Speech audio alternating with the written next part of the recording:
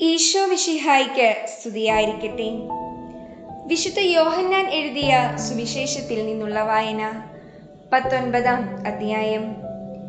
പീലാത്തോസ് യേശുവിനെ ചമ്മട്ടികൊണ്ട് അടിപ്പിച്ചു. പടയാളികൾ ഒരു മുൾക്കിരീടമുണ്ടാക്കി അവന്റെ തലയിൽ വച്ചു. ഒരു ചെമ്മന്ന മേലങ്കി അവനെ അണിയിച്ചു. അവർ അവന്റെ അടുക്കൽ വന്ന്, യഹൂദരുടെ രാജാവേ സ്വസ്തി എന്ന് പറഞ്ഞ് കൈകൊണ്ട് അവനെ പ്രഹരിച്ചു. പീലാത്തോസ് വീണ്ടും പുറത്തു വന്ന് അവരോട് പറഞ്ഞു, ഒരു കുറ്റവും ഞാൻ അവനിൽ കാണുന്നില്ല എന്നു നിങ്ങൾ അറിയാൻ ഇതാ അവനെ നിങ്ങളുടെ അടുത്തേക്ക് കൊണ്ടുവരുന്നു. മുൾക്കിരീടവും ചെമ്മന്ന മേലങ്കിയും ധരിച്ച് യേശു പുറത്തേക്ക് വന്നു. അപ്പോൾ പീലാത്തോസ് അവരോട് പറഞ്ഞു, ഇതാ മനുഷ്യൻ. അവനെ കണ്ടപ്പോൾ പുരോഹിത പ്രമുഖന്മാരും സേവകരും വിളിച്ചു പറഞ്ഞു, അവനെ ക്രൂശിക്കുക, അവനെ ക്രൂശിക്കുക. പീലാത്തോസ് പറഞ്ഞു, നിങ്ങൾ തന്നെ അവനെ കൊണ്ടുപോയി ക്രൂശിച്ചുകൊള്ളുവിൻ. എന്തെന്നാൽ ഞാൻ അവനിൽ ഒരു കുറ്റവും കാണുന്നില്ല. യഹൂദർ പറഞ്ഞു, ഞങ്ങൾക്കൊരു നിയമമുണ്ട്. ആ നിയമമനുസരിച്ച് ഇവൻ മരിക്കണം. കാരണം ഇവൻ തന്നെ തന്നെ ദൈവപുത്രനാക്കിയിരിക്കുന്നു. ഇതു കേട്ടപ്പോൾ പീലാത്തോസ് കൂടുതൽ ഭയപ്പെട്ടു. അവൻ വീണ്ടും പ്രത്തോറിയത്തിൽ പ്രവേശിച്ച് യേശുവിനോട് ചോദിച്ചു, നീ എവിടെ നിന്നാണ്? യേശു മറുപടിയൊന്നും പറഞ്ഞില്ല. പീലാത്തോസ് ചോദിച്ചു, നീ എന്നോട് സംസാരിക്കുകയില്ലേ? നിന്നെ സ്വതന്ത്രനാക്കാനും ക്രൂശിക്കാനും എനിക്ക് അധികാരമുണ്ടെന്ന് അറിഞ്ഞുകൂടെ? യേശു പ്രതിവദിച്ചു, ഉന്നതത്തിൽ നിന്ന് നൽകപ്പെട്ടില്ലായിരുന്നുവെങ്കിൽ എന്റെ മേൽ ഒരധികാരവും നിനക്കുണ്ടാകുമായിരുന്നില്ല. അതിനാൽ എന്നെ നിനക്ക് ഏൽപ്പിച്ചു തന്നവന്റെ പാപം കൂടുതൽ ഗൗരവമുള്ളതാണ്. അപ്പോൾ മുതൽ പീലാത്തോസ് അവനെ വിട്ടയക്കാൻ ശ്രമമായി. എന്നാൽ യഹൂദർ വിളിച്ചു പറഞ്ഞു, ഇവനെ മോചിപ്പിക്കുന്ന പക്ഷം നീ സീസറിന്റെ സ്നേഹിതനല്ല. തന്നെ തന്നെ രാജാവാക്കുന്ന ഏവനും സീസറിന്റെ വിരോധിയാണ്. ഈ വാക്കുകൾ കേട്ടപ്പോൾ പീലാത്തോസ് യേശുവിനെ പുറത്തേക്ക് കൊണ്ടുവന്ന് കൽത്തളം, അത് ഹെബ്രായ ഭാഷയിൽ ഗബ്ബാത്ത എന്ന് വിളിക്കപ്പെടുന്ന സ്ഥലത്ത് ന്യായാസനത്തിൽ ഇരുന്നു. അന്ന് പെസഹായുടെ ഒരുക്കത്തിനുള്ള ദിവസമായിരുന്നു. അപ്പോൾ ഏകദേശം 6-ാം മണിക്കൂറുമായിരുന്നു. അവൻ യഹൂദരോട് പറഞ്ഞു, ഇതാ നിങ്ങളുടെ രാജാവ്. അവർ വിളിച്ചു പറഞ്ഞു, കൊണ്ടുപോകൂ, അവനെ കൊണ്ടുപോയി കുരിശിൽ തറയ്ക്കൂ. പീലാത്തോസ് അവരോട് ചോദിച്ചു, നിങ്ങളുടെ രാജാവിനെ ഞാൻ ക്രൂശിക്കണമെന്നോ? പുരോഹിത പ്രമുഖന്മാർ പറഞ്ഞു, സീസർ അല്ലാതെ ഞങ്ങൾക്ക് വേറെ രാജാവില്ല. അപ്പോൾ അവൻ യേശുവിനെ ക്രൂശിക്കാനായി അവർക്ക് വിട്ടുകൊടുത്തു. യേശുവിനെ ക്രൂശിക്കുന്നു. അവർ യേശുവിനെ ഏറ്റുവാങ്ങി. അവൻ സ്വയം കുരിശും ചുമന്നുകൊണ്ട് തലയോടിടം, ഹെബ്രായ ഭാഷയിൽ ഗോൽഗോഥ എന്ന് വിളിക്കപ്പെടുന്ന സ്ഥലത്തേക്ക് പോയി.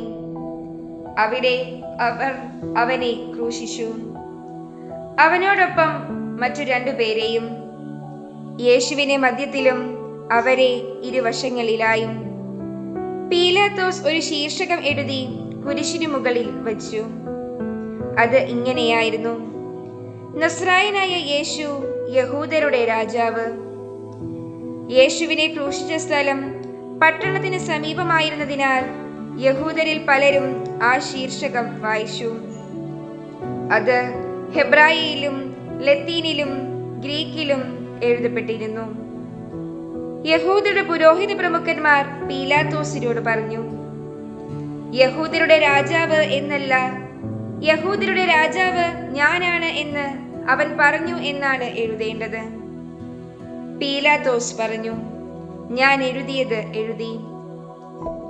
പടയാളികൾ യേശുവിനെ ക്രൂശിച്ചതിനു ശേഷം അവന്റെ വസ്ത്രങ്ങൾ 4 ഭാഗിച്ചു. ഓരോ പടയാളിക്കും ഓരോ ഭാഗം. അവന്റെ അങ്കിയും അവർ എടുത്തു. അതാകട്ടെ തുന്നലില്ലാതെ മുകൾ മുതൽ അടിവരെ നെയ്തുണ്ടാക്കിയതായിരുന്നു. ആകയാൽ അവർ പരസ്പരം പറഞ്ഞു, നമുക്ക് അത് കീറേണ്ട, പകരം അത് ആരുടേതായിരിക്കണമെന്ന് കുറിയിട്ട് തീരുമാനിക്കാം. എന്റെ വസ്ത്രങ്ങൾ അവർ ഭാഗിച്ചെടുത്തു, എന്റെ അങ്കിക്ക് വേണ്ടി അവർ കുറിയിട്ടു എന്ന തിരുവെഴുത്ത് പൂർത്തിയാകാൻ വേണ്ടിയാണ് പടയാളികൾ ഇപ്രകാരം ചെയ്തത്. യേശുവിന്റെ കുരിശിനരികെ അവന്റെ അമ്മയും അമ്മയുടെ സഹോദരിയും ക്ലോപ്പാസിന്റെ ഭാര്യ മറിയവും മഗ്ദലേന മറിയവും നിൽക്കുന്നുണ്ടായിരുന്നു. യേശു തന്റെ അമ്മയും താൻ സ്നേഹിച്ച ശിഷ്യനും അടുത്തു നിൽക്കുന്നത് കണ്ട് അമ്മയോട് പറഞ്ഞു, സ്ത്രീയെ, ഇതാ നിന്റെ മകൻ. അനന്തരം അവൻ ആ ശിഷ്യനോട് പറഞ്ഞു, ഇതാ നിന്റെ അമ്മ. അപ്പോൾ മുതൽ ആ ശിഷ്യൻ അവളെ സ്വന്തം ഭവനത്തിൽ സ്വീകരിച്ചു. യേശുവിന്റെ മരണം. അനന്തരം എല്ലാം നിറവേറിക്കഴിഞ്ഞുവെന്ന് അറിഞ്ഞ് തിരുവെഴുത്ത് പൂർത്തിയാകാൻ വേണ്ടി യേശു പറഞ്ഞു, എനിക്ക് ദാഹിക്കുന്നു. ഒരു പാത്രം നിറയെ വിനാഗിരി അവിടെയുണ്ടായിരുന്നു. അവർ വിനാഗിരിയിൽ കുതിർത്ത ഒരു നീർപ്പഞ്ഞി ഹിസോപ്പ് ചെടിയുടെ തണ്ടിൽ വച്ച് അവന്റെ ചുണ്ടോടടുപ്പിച്ചു. യേശു വിനാഗിരി സ്വീകരിച്ചിട്ട് പറഞ്ഞു, എല്ലാം പൂർത്തിയായിരിക്കുന്നു. അവൻ തല ചായ്ച്ച് ആത്മാവിനെ സമർപ്പിച്ചു. പാർശ്വം പിളർക്കപ്പെടുന്നു. അത് സാബത്തിനുള്ള ഒരുക്കത്തിന്റെ ദിവസമായിരുന്നു. ആ സാബത്ത് ഒരു വലിയ ദിവസമായിരുന്നു. സാബത്തിൽ ശരീരങ്ങൾ കുരിശിൽ കിടക്കാതിരിക്കാൻ വേണ്ടി അവരുടെ കാലുകൾ തകർക്കാനും അവരെ നീക്കം ചെയ്യാനും യഹൂദർ പീലാത്തോസിനോട് ആവശ്യപ്പെട്ടു. അതിനാൽ പടയാളികൾ വന്ന് അവനോടുകൂടെ ക്രൂശിക്കപ്പെട്ടിരുന്ന 2 പേരുടെയും കാലുകൾ തകർത്തു. അവർ യേശുവിനെ സമീപിച്ചപ്പോൾ അവൻ മരിച്ചു കഴിഞ്ഞു എന്ന് കാണുകയാൽ അവന്റെ കാലുകൾ തകർത്തില്ല. എന്നാൽ പടയാളികളിൽ ഒരുവൻ അവന്റെ പാർശ്വത്തിൽ കുന്തം കൊണ്ട് കുത്തി. ഉടനെ അതിൽ നിന്ന് രക്തവും വെള്ളവും പുറപ്പെട്ടു. അത് കണ്ടയാൾ തന്നെ സാക്ഷ്യപ്പെടുത്തിയിരിക്കുന്നു. അവന്റെ സാക്ഷ്യം സത്യമാണ്. നിങ്ങളും വിശ്വസിക്കേണ്ടതിന് താൻ സത്യമാണ് പറയുന്നതെന്ന് അവൻ അറിയുകയും ചെയ്യുന്നു. അവന്റെ അസ്ഥികളിൽ ഒന്നുപോലും തകർക്കപ്പെടുകയില്ല എന്ന് തിരുവെഴുത്ത് പൂർത്തിയാകാൻ വേണ്ടിയാണ് ഇത് സംഭവിച്ചത്. മറ്റൊരു തിരുവെഴുത്ത് പറയുന്നു, തങ്ങൾ കുത്തി മുറിവേൽപ്പിച്ചവനെ അവർ നോക്കി നിൽക്കും. യേശുവിനെ സംസ്കരിക്കുന്നു. യഹൂദരോടുള്ള ഭയം നിമിത്തം യേശുവിന്റെ രഹസ്യ ശിഷ്യനായി കഴിഞ്ഞിരുന്ന അരിമത്തയക്കാരൻ ജോസഫ് യേശുവിന്റെ ശരീരം എടുത്തു മാറ്റാൻ പീലാത്തോസിനോട് അനുവാദം ചോദിച്ചു. പീലാത്തോസ് അനുവാദം നൽകി. അവൻ വന്ന് ശരീരം എടുത്തു മാറ്റി. യേശുവിനെ ആദ്യം രാത്രിയിൽ ചെന്നു കണ്ട നിക്കോദേമോസും അവിടെ എത്തി. മീറയും ചെന്നിനായകവും ചേർത്ത ഏകദേശം 100 റാത്തൽ സുഗന്ധദ്രവ്യവും അവൻ കൊണ്ടുവന്നിട്ടുണ്ടായിരുന്നു. അവർ യേശുവിന്റെ ശരീരമെടുത്ത് യഹൂദരുടെ ശവസംസ്കാര രീതി അനുസരിച്ച് സുഗന്ധദ്രവ്യങ്ങളോട് കൂടെ കച്ചയിൽ പൊതിഞ്ഞു. അവൻ ക്രൂശിക്കപ്പെട്ട സ്ഥലത്ത് ഒരു തോട്ടം ഉണ്ടായിരുന്നു. ആ തോട്ടത്തിൽ അതുവരെ ആരെയും സംസ്കരിച്ചിട്ടില്ലാത്ത ഒരു പുതിയ കല്ലറയും ഉണ്ടായിരുന്നു. യഹൂദരുടെ ഒരുക്കത്തിന്റെ ദിനമായിരുന്നതിനാലും കല്ലറ സമീപത്തായിരുന്നതിനാലും അവർ യേശുവിനെ അവിടെ സംസ്കരിച്ചു. ഈശോ മിശിഹായ്ക്ക് സ്തുതിയായിരിക്കട്ടെ. വിശുദ്ധ യോഹന്നാൻ എഴുതിയ സുവിശേഷത്തിൽ നിന്നുള്ള വായന. 20-ാം അധ്യായം. ശൂന്യമായ കല്ലറ. ആഴ്ചയുടെ 1-ാം ദിവസം അതിരാവിലെ ഇരുട്ടായിരിക്കുമ്പോൾ തന്നെ മഗ്ദലേന മറിയം ശവകുടീരത്തിന്റെ സമീപത്തേക്ക് വന്നു. ശവകുടീരത്തിന്റെ കല്ല് മാറ്റപ്പെട്ടിരിക്കുന്നതായി അവൾ കണ്ടു. അവൾ ഉടനെ ഓടി ശിമിയോൻ പത്രോസിന്റെയും യേശു സ്നേഹിച്ചിരുന്ന മറ്റേ ശിഷ്യന്റെയും അടുത്തെത്തി പറഞ്ഞു, കർത്താവിനെ അവർ കല്ലറയിൽ നിന്ന് മാറ്റിയിരിക്കുന്നു. എന്നാൽ അവനെ അവർ എവിടെ വച്ചുവെന്ന് ഞങ്ങൾക്കറിഞ്ഞുകൂടാ. പത്രോസ് ഉടനെ മറ്റേ ശിഷ്യനോടുകൂടെ കല്ലറയുടെ അടുത്തേക്ക് പോയി. അവർ ഇരുവരും ഒരുമിച്ച് ഓടി. എന്നാൽ മറ്റേ ശിഷ്യൻ പത്രോസിനേക്കാൾ കൂടുതൽ വേഗം ഓടി ആദ്യം കല്ലറയുടെ അടുത്തെത്തി. കുനിഞ്ഞു നോക്കിയപ്പോൾ കച്ച കിടക്കുന്നത് അവൻ കണ്ടു. എങ്കിലും അവൻ അകത്തു പ്രവേശിച്ചില്ല. അവന്റെ പിന്നാലെ വന്ന ശിമിയോൻ പത്രോസ് കല്ലറയിൽ പ്രവേശിച്ചു. കച്ച അവിടെ കിടക്കുന്നതും തലയിൽ കെട്ടിയിരുന്ന തൂവാല കച്ചയോടുകൂടെ അല്ലാതെ തനിച്ച് ഒരിടത്ത് ചുരുട്ടി വച്ചിരിക്കുന്നതും അവൻ കണ്ടു. അപ്പോൾ കല്ലറയുടെ സമീപത്ത് ആദ്യം എത്തിയ മറ്റേ ശിഷ്യനും അകത്തു പ്രവേശിച്ച് കണ്ട് വിശ്വസിച്ചു. അവൻ മരിച്ചവരിൽ നിന്ന് ഉയർത്തെഴുന്നേൽക്കേണ്ടിയിരിക്കുന്നു എന്ന തിരുവെഴുത്ത് അവർ അതുവരെ മനസ്സിലാക്കിയിരുന്നില്ല.